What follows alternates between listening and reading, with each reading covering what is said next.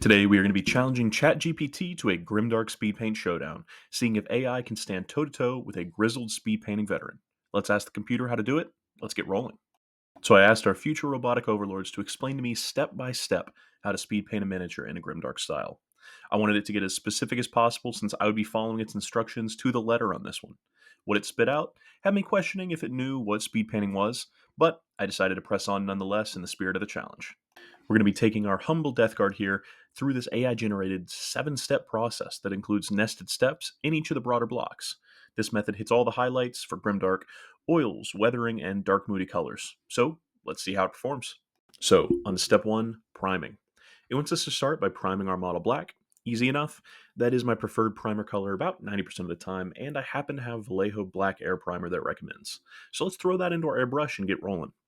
It's not saying to use any thinner or flow aid here, so we're shooting straight with this and our zenithal prime. So once we have our solid black, we're going to be adding a zenithal to it from brown to an off-white bone color. Once again, this seems pretty on brand for a grimdark paint job. Nothing really out of the ordinary at this point. This can establish a good bit of depth to our model right off the rip, if done correctly. That being said, my one concern moving forward from here is how will the speed paint in step 4 perform over a mostly brown base coat? Shooting brown at a 45-degree angle is fine, but it's going to keep a lot of black in our recesses. On top of that, we're only going to be spraying this bone color from directly above it. That means only the sharpest upward facing angles are going to catch any of the color. I think this wording is setting us up for failure, but that's a future problem. With our model primed, let's move on to step 2. And here's where we get interesting. We are going right into the oils and enamels in step 2, something I'm really not a fan of. A couple reasons why. One, this is going to tint our base tones and just darken and muddy everything. This is really going to impact our future steps going forward. Two, this is a speed paint, so waiting 30 minutes as advised on each model before actually being able to paint it is going to drastically slow us down.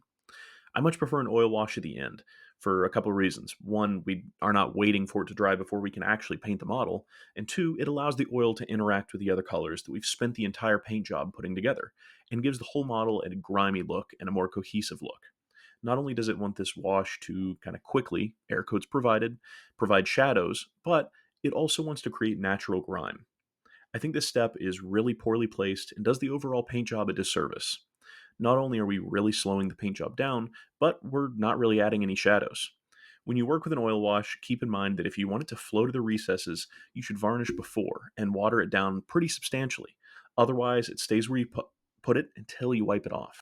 And after waiting 30 minutes for this oil wash to kind of set, we run into problem number 2. So it asked us to create the wash with mineral spirits. Great, fantastic. But when wiping it away with a Q-tip, that doesn't get mentioned. This creates a few issues, especially since it had us wait 30 minutes before interacting with the model. With our oil now fairly dry, it's going to take a lot of effort to get this wash up. So that's going to lead to some primer and paint chipping off of our model. Not only do we have chipping, but we've wasted a lot of time and set ourselves up for failure in future steps. With that out of the way, let's go ahead and move to step 3. Oh boy, here we go again. Little contradictory, we're going to go back in with a dry brush to try and brighten things back up.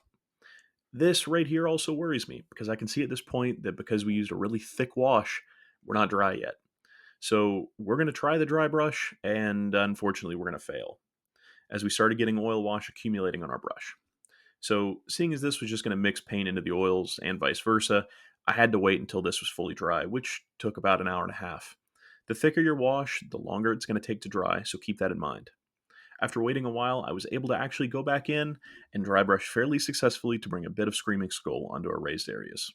And next, we're going to take some browns, oranges, and greens and stipple them onto our model with a sponge. For the rust, we're going to use Scrag Brown. For the brown chips, we're going to use Rhinox Hide. And then for a bit of just nasty green, we're going to use Castellan Green. It's interesting to me that it wants us to do all of this prior to speed painting, but that's what ChatGPT wants, so let's give it a shot.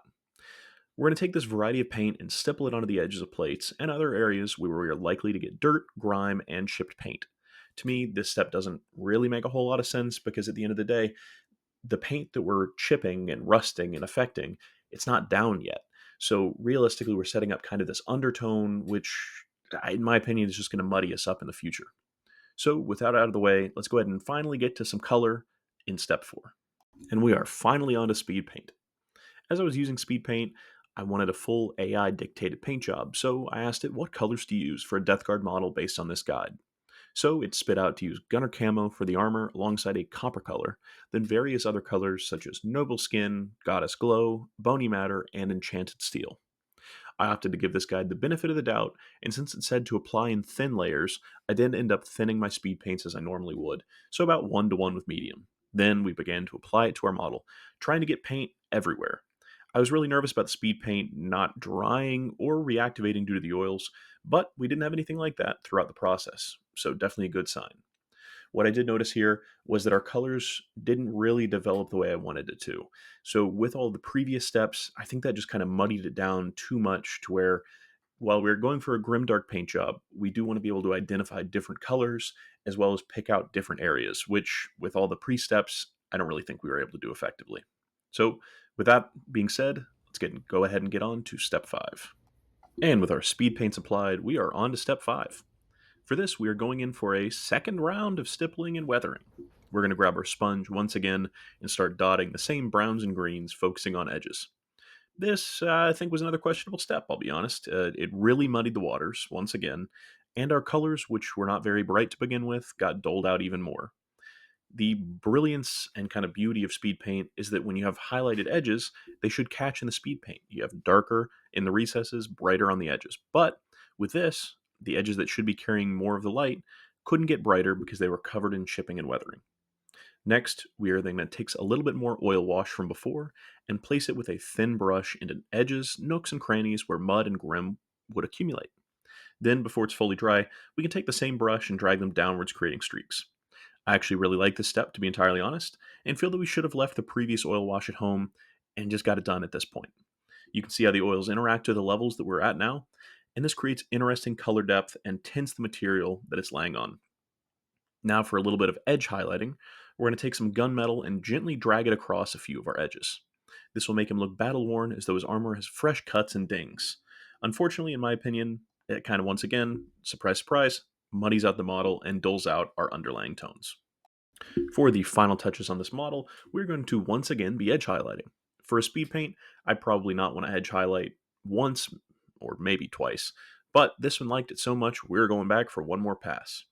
So I'm going to take some Screaming Skull and apply it as an edge highlight across the model, trying to be selective with it. It doesn't want me to overdo it, so I won't, just throwing it in a few selective areas. And to finish out the painting portion of this, we're going to put white onto our lenses, then I guess really crank the contrast by applying a fluorescent paint. Not gonna lie, this looks pretty gross. The contrast, in my opinion, is just way too stark for what it should be. And the last step is to seal all that in with a matte varnish, and bam, completed model based around an AI set of instructions. So, overall thoughts. We'll start with a positive. I really like the color of the oil wash. It's not one that I've used before, so the dark umber, really enjoyed it. But besides that, it's a mess. Really, just start to finish, this one is not great. So depth of color is fine, but besides that, it's a bit all over the place. Not only does it not look great, but time-wise, I wouldn't consider this even close to a speed paint. Let's take a look at the time spent here. So I included drying times on this because working with oils, I do think that it's an important piece of the pie. After all is said and done, it took 3 hours and 27 minutes to get through this, and man, is that 3 hours I'd really like to have back. After this video is done, I honestly don't know what I'm going to do with this guy. He might just get chucked in alcohol and reset. So, do I think I can do better? Absolutely. Let's see my take on this using all the same paints with only a couple tweaks to the order of operations.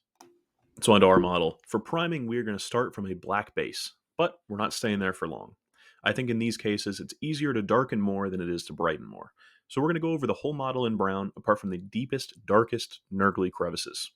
When we were priming the AI model, it wanted a 45-degree angle for brown, but I feel like that leaves a lot to be desired. Next, we're going to spray it close to a 45-degree angle of the bone color instead. This is going to give us a surface that will actually accept the speed paint and allow us to get some color on the model versus just a big old nurgle blob of brown. In an attempt to keep with the general flow of the last paint job, we're then going to dry brush Screaming Skull over the top to add just a bit of extra variance and brightness. This will once again give our speed paint a little bit more room to work as intended, this time minus the wet oils. And speaking of speed paint, it's speed paint time. We're getting into it early and often on this one because, after all, it's a speed paint. So we're going to be using the same colors from before to give a fair shot to the AI model. We're going to be using the same green, brown, flesh tone, bone color, all that good stuff. The one difference is going to be copper. On the AI model, it said to use specifically a metallic speed paint copper, and while I do like a lot of the metallics from their range, such as the enchanted steel, the copper really isn't one of the good ones. So instead of that, I am going to use a normal acrylic copper for this. Time wise, doesn't really take much longer, and it ends up with a slightly more even result. After all, free will is a good thing, and the computers aren't bossing us around quite yet. When with this all going, we're going to hit our fleshy details with goddess glow, bone and horn details with bony matter, and greens everywhere else. Next, we're going to apply some verdigris. Despite all of the chipping and weathering from the previous paint job, I was very surprised to not see this mentioned in there. After all, this is a kind of a staple of copper colors. To do this, I just take a cyan or teal paint, water it down about to a glaze consistency, roughly 50-50, a little bit more than that of water to paint, and then put it on as a light glaze and wash around rivets on the copper details. And now for a step that adds a ton of depth. So before when I mentioned that it's easier to darken rather than brighten, this is kind of what I meant. We're going to be taking some Agrax Earthshade and using it to get a little dirty. Using this to volumetrically shade our model in really no time at all. So by doing this, we want to hit all of the edges that are not facing upward. The biggest thing, in my opinion, about Grimdark, it's not the oils, it's not the grime, it's contrast. So you really want bright details up top where the sun is hitting, and then really dark and dirty depths wherever the sun is not. So for this, we're going to, like I said, volumetrically shade our model. So using this, we can do multiple coats if we really need to. And that really allows us to fine tune our colors to be exactly what we want. If we want it a little bit darker in some areas, great. You do one extra coat once the one is previously dried. Or if you want it a little bit lighter, maybe you water down the Agrax Earthshade just a little bit just to give it that fine tune of depth. I think this is a much better step than starting out dark because we can actually see the colors and tones that we've established throughout the process. For this, we have a lot of color variety instead of just kind of a brown mess. And now onto the oils. We are once again using this burnt umber as requested by the AI. And I really think this was my biggest takeaway from this whole process. One difference, I am not going to do a thick wash. I'm instead going to use roughly 1-to-1 of oil to white spirits. This is going to allow it to flow into our recesses and only lightly tint the rest of our model. Granted, this will also drastically reduce drying time. I really love the tone of this oil and how it interacts with our greens. I think it alters our tone enough to push these models into Death Guard rather than green power armor guys. It also does interesting things with our copper, really warming up the tone. Overall, I think this was a great success that I found throughout the process. And next, we're going to pull up some of the oil after roughly 10 minutes of letting it set. Crucially, we are going to pull this up using a makeup sponge with a little bit of white spirit on it. This is going to allow us to get much more of the oil if we want to, as well as not altering our layers below. I promise, if you do it this way, you won't see any chipped paint. The second thing I liked from the AI walkthrough was the thin oil lines in the recesses. So I'm going to be copying that. We're going to be adding in just a bit of streaking grime for that extra bit of nastiness. Otherwise, we are going to be applying it in the same manner. So go ahead and get a little bit of your grime on your brush, and then apply a thin line into the recesses.